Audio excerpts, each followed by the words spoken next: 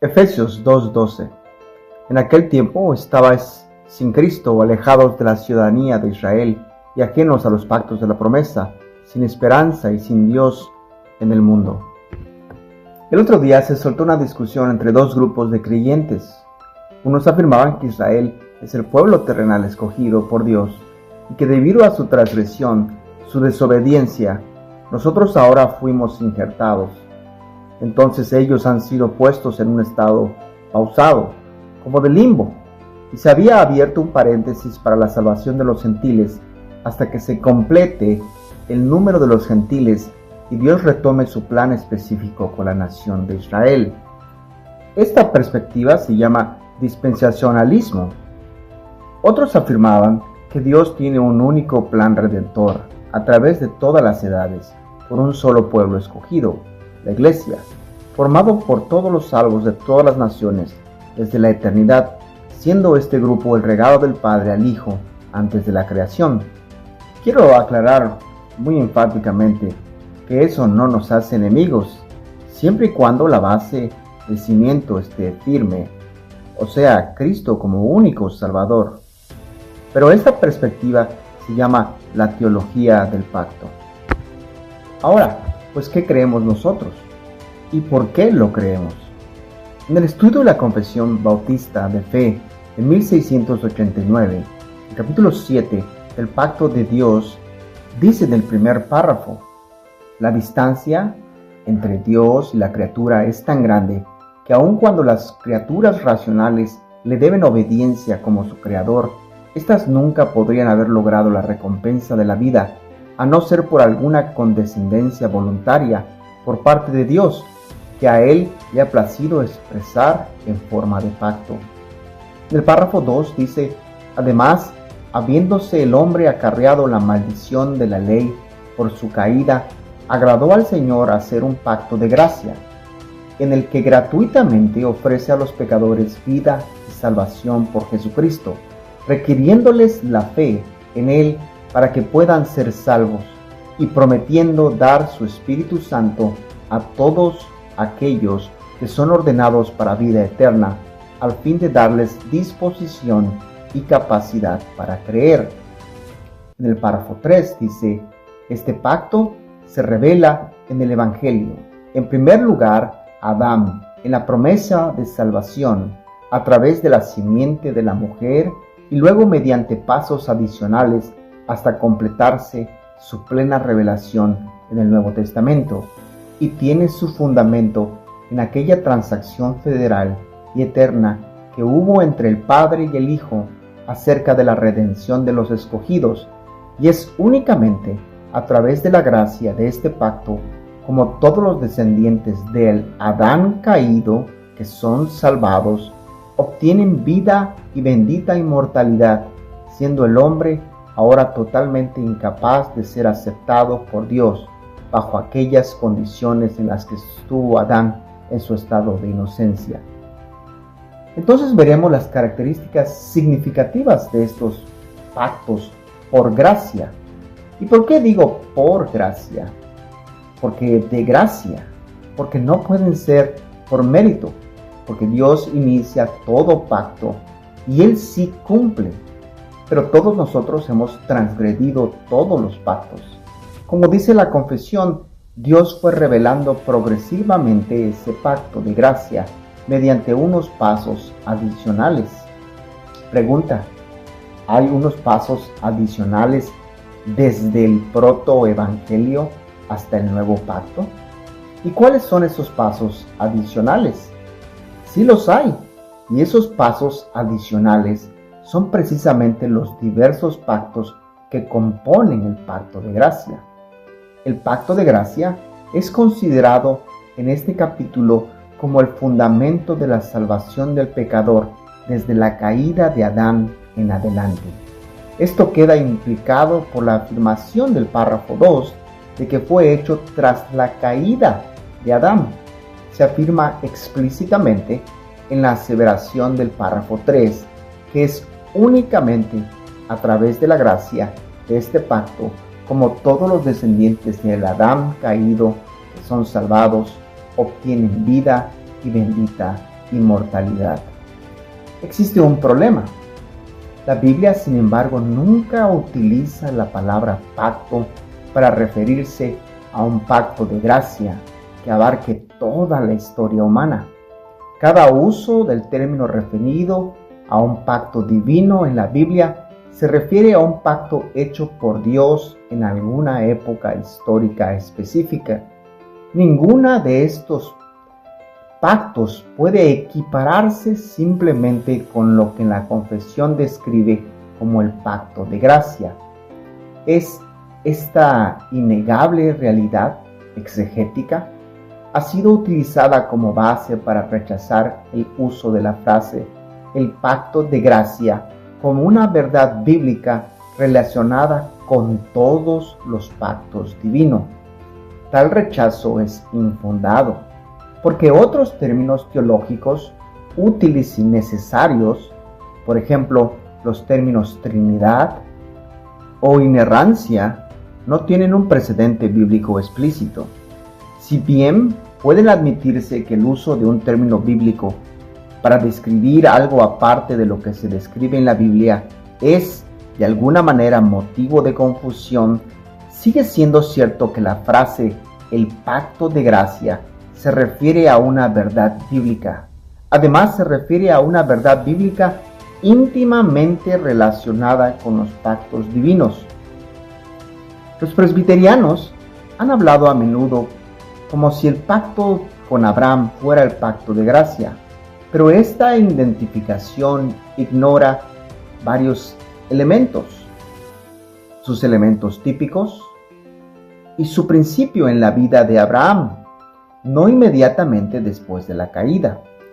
La diferencia en el tiempo, el principio en la vida de Abraham, si el pacto con Abraham fuera exactamente el pacto de gracia, habría un problema de tiempo. El pacto de gracia se prometió inmediatamente después de la caída en el Edén, Génesis 3:15, para que Adán, Eva, Abel y Enoc pudieran ser salvos. El pacto con Abraham ocurrió unos 2000 años después de la caída.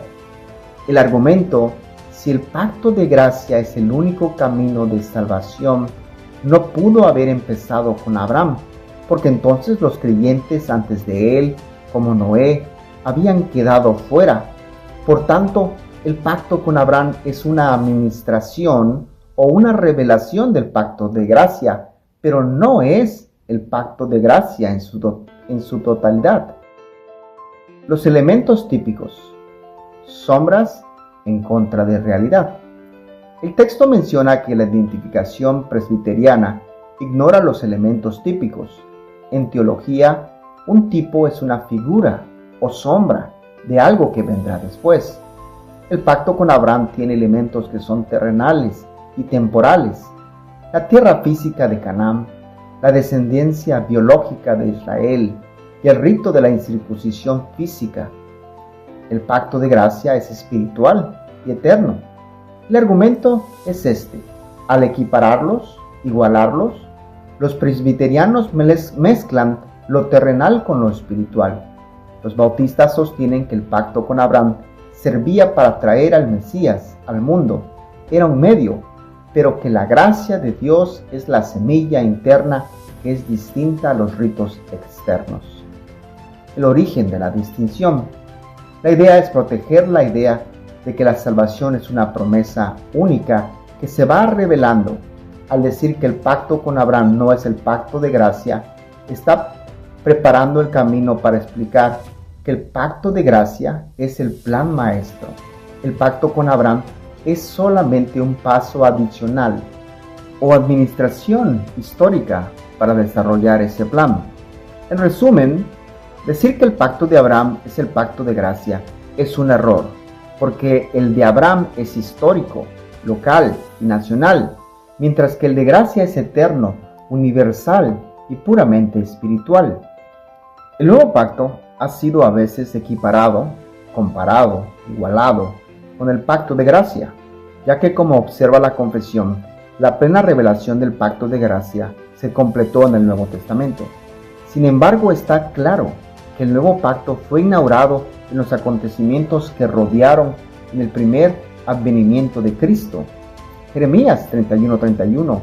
He aquí vienen días, dice Jehová, en los cuales haré nuevo pacto con la casa de Israel y con la casa de Judá.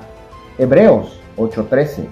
Al decir nuevo pacto, ha dado por viejo al primero, y lo que se hace viejo y envejece está próximo a desaparecer.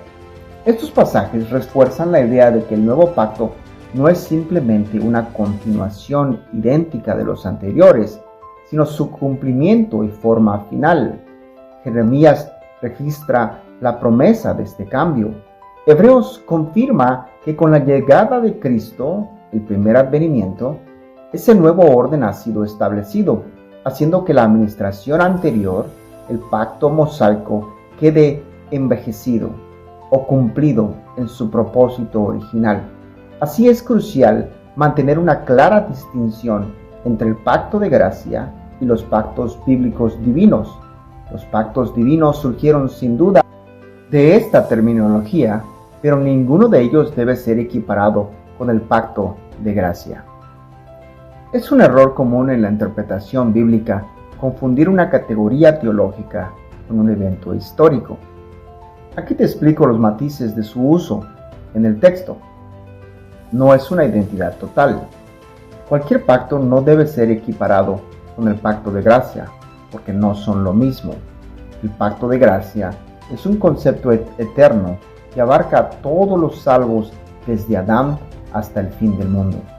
Los pactos bíblicos, Abraham, Moisés, David, el nuevo pacto, son administraciones históricas con fechas de inicio y rituales específicos. Diferencia de extensión. Equipararlo sería un error porque el pacto de gracia es más amplio. Por ejemplo, si equiparas el nuevo pacto inaugurado por la sangre de Cristo hace 2000 años con el pacto de gracia, entonces, ¿qué sucede con Abraham o David? Ellos fueron salvos por gracia, pero vivieron miles de años antes de que el nuevo pacto fuera inaugurado, históricamente. Por lo tanto, el nuevo pacto es la revelación plena del pacto de gracia, pero no son sinónimos exactos. Entonces, no podemos decir que un pacto en específico es el pacto de gracia, sino que es un concepto eterno que abarca a todos los salvos desde Adán hasta el fin del mundo. Esto uno puede dividirlo en dos partes.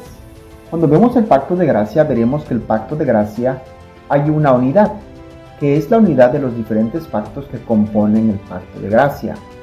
Los diferentes pactos que componen el pacto de gracia tienen una unidad temática como una unidad orgánica. Esta palabra orgánica la utilizan mucho los arquitectos cuando dicen vamos a construir de manera orgánica, materiales de la región, una integración al entorno, al ambiente. La unidad orgánica de los pactos significa que dependen y surgen los unos de los otros. Los pactos divinos no son independientes, son todos fases en el crecimiento de la misma planta. El pacto con Noé, el contexto estable, proporciona el marco de seguridad y estabilidad en la creación necesario para que el propósito de Dios se trace hasta el cumplimiento de la promesa.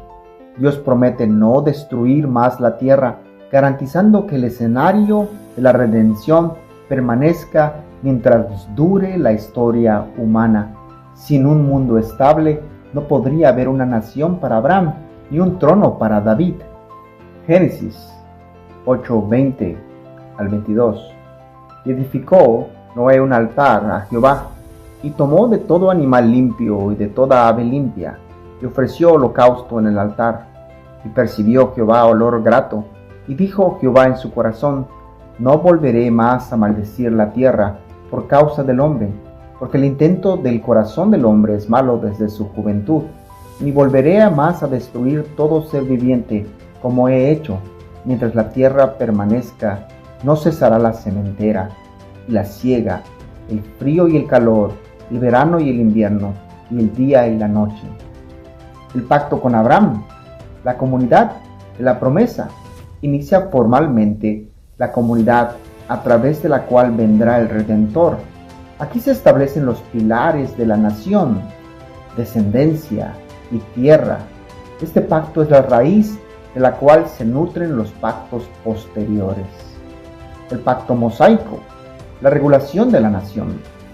El pacto mosaico es orgánicamente dependiente del pacto con Abraham. Cuando la familia de Abraham se convierte en una nación numerosa, Dios proporciona la legislación necesaria para regularla. La misericordia de Dios hacia Israel en el desierto se debió exclusivamente a su pacto con Abraham. Las bendiciones específicas del pacto con Abraham. Génesis 12, del 1 al 3. Vete de tu tierra y haré de ti una nación grande. A tu descendencia daré esta tierra. Pactaré mi pacto entre mí y ti para ser tu Dios. Comenzaron a cumplirse bajo el pacto mosaico. Por ejemplo, Éxodo 1, del 6 a 7. Los hijos de Israel fructificaron y se multiplicaron. 2, del 23 al 25. Y oyó Dios el gemido de ellos y se acordó de su pacto con Abraham. Éxodo 6, del 2 al 8. Yo soy el Señor, y os meteré en la tierra por la cual alcé mi mano, que la daría a Abraham. Deuteronomio 1, del 8 al 11. Entrad y poseed la tierra que el Señor juró a vuestros padres, Abraham, Isaac y Jacob. La misericordia de Dios para con Israel se debió al pacto con Abraham. Éxodo 32, del 12 al 13. Acuérdate de Abraham, de Isaac, de Israel, tus siervos, a los cuales has jurado por ti mismo. Aunque las bendiciones abrahamaicas en la tierra dependían de la obediencia al pacto mosaico, tienen que ser por gracia, porque cuando fueron obedientes. Deuteronomio 17, 12 al 13. Por haber oído estos decretos y guardado y puesto por obra, el Señor tu Dios guardará contigo el pacto y la misericordia que juró a tus padres. 11, del 13 al 17.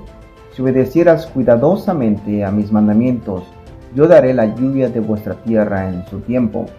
Las bendiciones mencionadas en estos pasajes fueron prometidas originalmente en el pacto abrahamaico, pero posteriormente dependen de la obediencia al mosaico. Deuteronomio 7, 12 y 13, 11 del 13 al 17. Por tanto, es imposible llamar a uno de gracia y a otro de obras. Son inseparables y forman parte del mismo plan. El pacto con David está orgánicamente relacionado con los de Abraham y Moisés. Deuteronomio 17, 14 al 20 enseña que la monarquía davídica está estrechamente relacionada con los pactos mosaico y abrahamaico, estableciendo las leyes para el futuro rey. Primera Reyes 2, del 2 al 4, indica que la obediencia al pacto mosaico era necesario para alcanzar las promesas a David.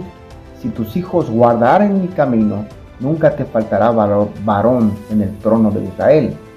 El nuevo pacto está orgánicamente relacionado con todos los pactos anteriores. Ezequiel 37, 24 al 28. Mi siervo David será rey sobre ellos y haré con ellos pacto de paz. Lucas 1, del 72 al 73. Para hacer misericordia con nuestros padres y acordarse de su pacto, del juramento que hizo Abraham, nuestro padre. Hechos 13, del 32 al 34. La promesa hecha a nuestro padre, Dios la ha cumplido, dando las misericordias firmes de David. Hebreos 8, 10. Porque este es el pacto que haré con la casa de Israel después de aquellos días. La unidad temática de los pactos significa que tienen un solo tema o propósito final. Esta unidad temática puede verse en una repetida frase o tema clave que aparece en los pactos divinos. Yo seré vuestro Dios y vosotros seréis mi pueblo. Se promete a Abraham, se establece en el tabernáculo, se afirma en el reino, se interioriza en el nuevo pacto. O sea, deja de ser un conjunto de reglas externas escritas en piedra y pasa a ser una transformación interna del corazón, pero se consuma en la eternidad. Apocalipsis 21:3. He aquí el tabernáculo de Dios con los hombres, y Él morará con ellos, ellos serán su pueblo, y Dios mismo estará con ellos como su Dios. La gran promesa de todos los pactos se cumple en Cristo y en el nuevo pacto. Juan 1:14. Y aquel Verbo fue hecho carne y habitó entre nosotros, y vimos su gloria, gloria como del unigénito del Padre, lleno de gracia y de verdad. Mateo 1, del 22 al 23. Todo esto aconteció para que se cumpliese lo dicho por el Señor por medio del profeta, cuando dijo: He aquí una virgen concebirá y dará luz a un hijo, y llamará su nombre Emmanuel. Ahora, enfáticamente, Dios está con el hombre. Estos pactos no se pueden ver de manera aislada, como que el hombre falló y Dios tuvo que cambiar de plan. El pacto de gracia implica todos los pactos divinos, no son pactos aislados. En resumen, la unidad de los pactos bíblicos, no son eventos aislados, sino que poseen dos tipos de unidad. Esta unidad orgánica, de la que les estaba yo hablando, que significa que los pactos dependen y surgen unos de otros como fases del crecimiento de una misma planta. Esta unidad temática, todos los pactos comparten un propósito final, una promesa: yo seré vuestro Dios y vosotros seréis mi pueblo. Esta promesa se desarrolla desde el Edén hasta su cumplimiento eterno en Apocalipsis. Hay una distinción en el pacto de gracia y los pactos históricos. Esta distinción crucial entre el concepto teológico y las manifestaciones históricas. Pacto de gracia es el fundamento eterno de la salvación para todos los elegidos desde la caída de Adán. Administraciones históricas, estos pactos bíblicos, Abraham, Moisés, David, el nuevo pacto, son pasos adicionales que revelan progresivamente todo el pacto de gracia. Estos no deben equipararse o identificarse como si fueran lo mismo, ya que los pactos históricos tienen elementos temporales que el pacto eterno no posee. En resumen, la salvación siempre ha sido por gracia, a través de un único plan divino que culmina en la persona y obra del Señor Jesucristo. Amén.